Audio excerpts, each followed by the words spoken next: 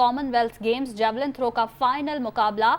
पाकिस्तान के अरशद नदीम ने पहली थ्रो 86.81 मीटर फेंकी। वर्ल्ड चैंपियन एंड्रेस ने पहली थ्रो 82.30 मीटर की और भारत के मनु ने 79.04 में जेवलिन थ्रो किया। पाकिस्तान के अरशद नदीम की इनफरादी बेहतरीन कारकर्दगी। पाकिस्तान के अरशद नदीम समेत 12 एथलीट्स इवेंट में शामिल हैं। जी हाँ, आपको बताएं कि अरशद नदीम ने डायरेक्ट फाइनल तक रसाई पाई है। कॉमनवेल्थ गेम्स में जेवलिन थ्रो का ये फाइनल है, जहां पाकिस्तान के अरशद नदीम ने पहली थ्रो 86.81 मीटर की फेंकी। वर्ल्ड चैंपियन एंड्रेस ने पहली थ्रो 82.30 मीटर की।